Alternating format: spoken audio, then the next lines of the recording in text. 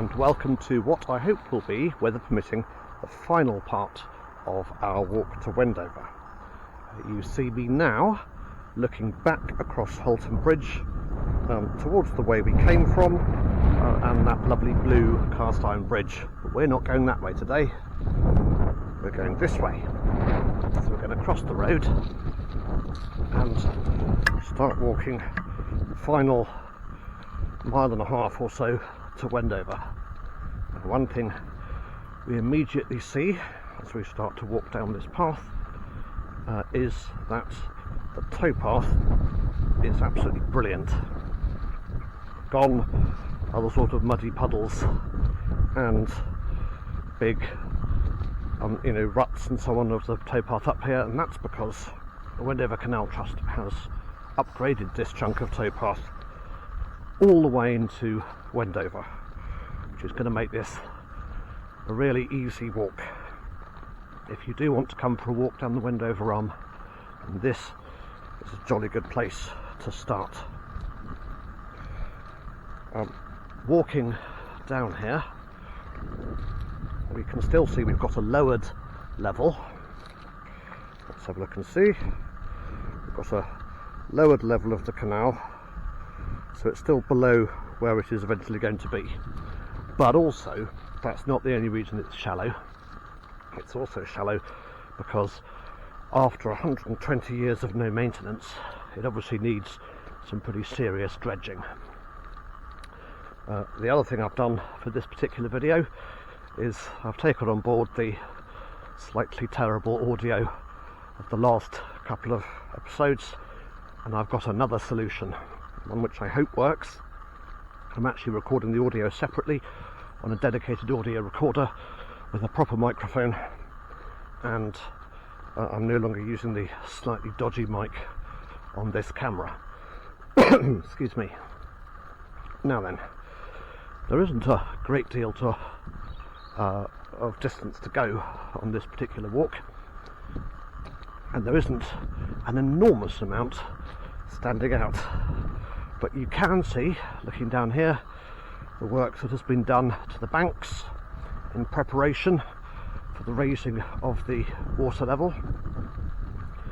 From what I understand, there's very little work that needs to be done up at the little tring end to get this chunk completed, but the Canal Trust are having to wait in order to get the necessary agreements in place with the Canal and River Trust, and to get all the sort of contracts and who's going to repair it and who's going to look after it, and what things are in place to stop breaches and leakages and this sort of stuff. You see, you can't just dig out a canal and go, here you are, Canal and River Trust, have a canal back. You've actually got to plan for it properly, and I understand that they're in the middle of that. And then once that's sorted out, they can restart their relining work and get the final bits and bobs done. When phase 2 is complete, as I understand it, they're going to raise the level of the whole canal, and so the whole thing will be paddleable on a kayak. But there's a number of works that need to be done on the final stretch, before we can get all the way to Wendover. Not least, things like the bridge at Holton need to be raised. If you remember, the culvert at Buckland Wharf needs to be raised, and there are one or two sort of pipe bridges and so on the way there. Now, there's one or two little bits to see as we get there, but for the moment I will shut up and we'll have a little bit of jazz.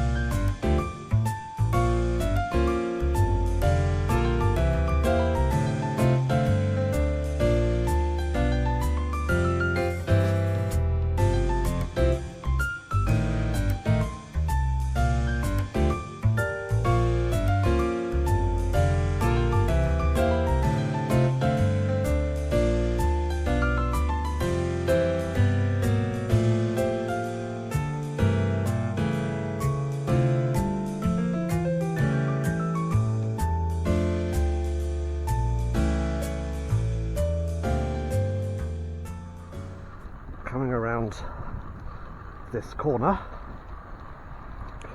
we see ahead of us a road bridge which is still perfectly got enough navigation height, so that's excellent, no work required there.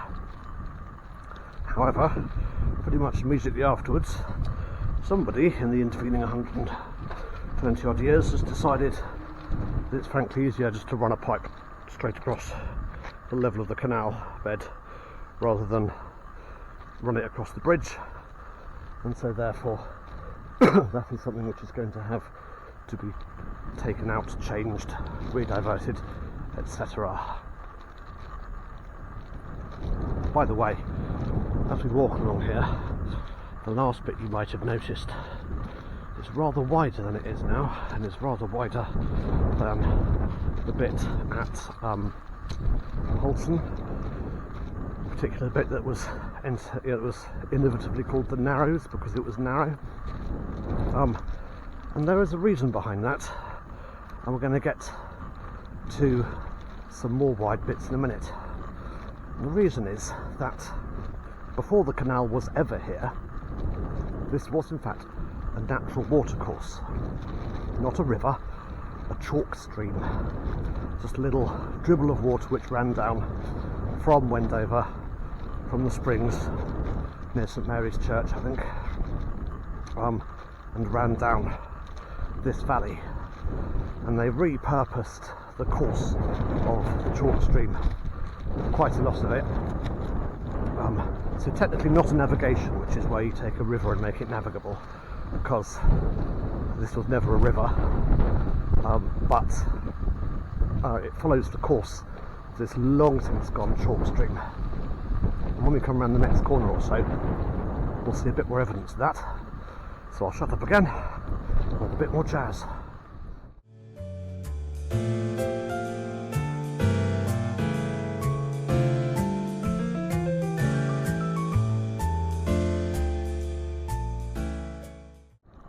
Now, walking along here,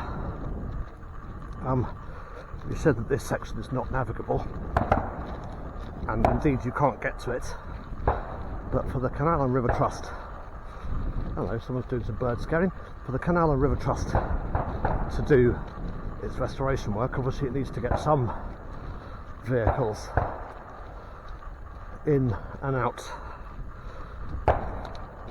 and so here we have a sort of interesting tracked vehicle. It's a semi-aquatic effort, and it floats and also has tracks, and it can be used to, it's a sort of weed cutter, it can be used to cut weeds. We've also got ourselves JCB here as well. Now as we walk along here, you'll notice that this part of the canal has got extremely wide. Well, given that they imaginatively called the narrow bit Narrows, I wonder if you can guess what they call this. Yes, you're right, it's the Wides. And this is evidence of what was here before the canal was here. So, before the canal was cut here, one of the many springs sort of arising at the base of these hills flowed through marshy nonsense before forming a stream which drained out to the River Tame, and this is one of those areas where the stream travelled, and it was here before ever the canal was, although it was reprofiled when they redid the canal. Also, there was once, many years ago, a mill on the side of this now canal. The mill was bought by the canal company, and I believe it stood here. It was bought by the canal company, it was clobbered, and the Wides were mostly basically filled in, but this section remains fairly wide at least. Good afternoon. the swans get upset by and that's a lovely person from a swan rescue charity, I believe, slightly weirdly holding a shopping bag containing a swan, which I assume needs some sort of help. In any case, these wides will need to be dug out, re-excavated and so on. They go significantly further the other side of these trees, which are growing in the middle of them, and they will once again become part of the canal system. As I say, these wides were here long before there was a canal. There was a mill here long before there was a canal. You can still see the mill race down there, but it has not been a mill for many hundreds of years. And it was subsumed. I like this, you get history subsumed into history, subsumed into history. So, whilst they will not be restoring the mill part of it, they will be restoring the canal part of it. Well, we're getting on well, so what I think I will do is shut up again now, and we'll trundle along towards Wendover. Let's break out the jazz.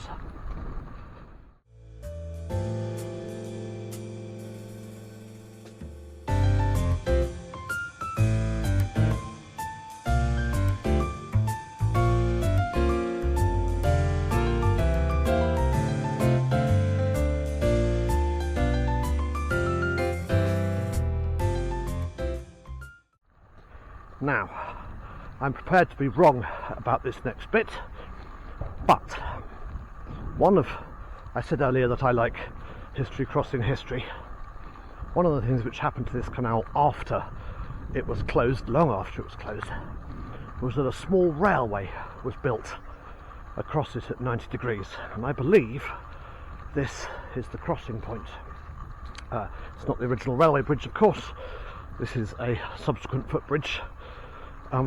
But I believe that there was a small track, narrow gauge railway which ran down there, and it was built to carry timber from Wendover Woods out to go to be trench props in the First World War, and I believe it also carried coal in the other direction. I believe this railway line was actually closed relatively recently in the 60s, and the bridge was demolished a couple of years later and replaced with this little wooden footbridge. You can see the track of the railway going up there.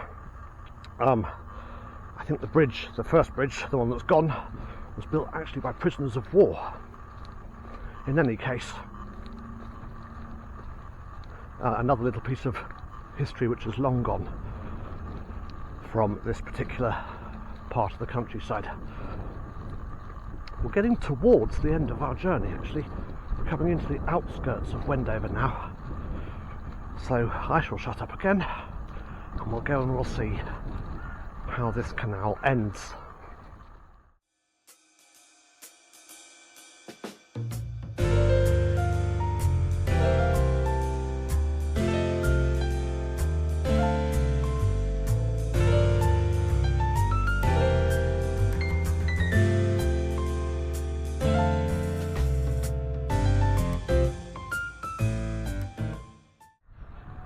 As we round this corner, you might be able to hear some noise in the background, and also see a rather splendid bird sitting there. I'm not sure what it is.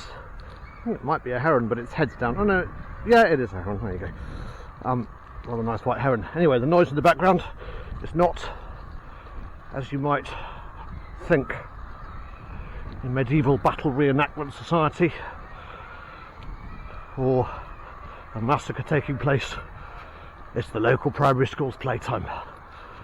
Fair enough. Kids enjoying themselves, what's not to like? Now, this is us rounding more or less the last little bit of canal before we get to the end. So we're very near the end of our journey. we're going to end up at the Wendover Canal basin, and you might expect the word basin to be a bit of canal that's, well, basin shaped, but it isn't. So let's settle down to a bit more jazz, and when we get there I'll show you what I mean.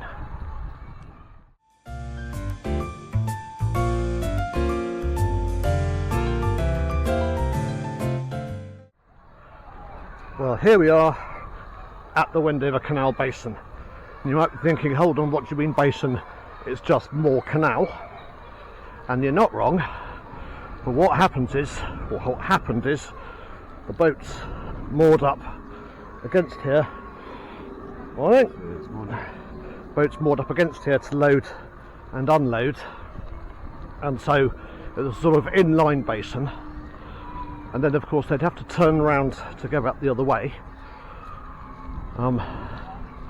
Some horse-drawn boats of the time were double-ended, so you wouldn't turn around at all. You'd pull the rudder out of one end, carry it to the other end, stick it in the other end, and then just go back the way you came, turn the horse round and go back the way you came. But some boats did need to turn around, or wind, and what you can see ahead of us directly in camera shot, whilst it is covered in trees and branches and all the rest of it, is such basin as there is, which is to say a triangular sort of cutout on the side of the canal where the boats could be winded. You can see there's a brick wall going around about waist height around this old building here, and boats could then be pulled backwards along this wall and also moored up on the far side of the canal there, where they could be unloaded. So actually, although the basin itself is pretty teeny tiny, there's room, if you pull them backwards, to moor a whole bunch more boats along this section, where they could then be loaded and unloaded, where the wharf has now been replaced with more modern housing. So that brings us to the very, very end of the Wendover Canal, and the last thing you can see here, the last bit on our journey, is this, which may not look terribly impressive, but it sort of is. This is a gauging station. So this is a place where the flow of water into the canal is measured. It has been here for a very, very long time. I think it's more modern equipment now, housed in that brick hut there.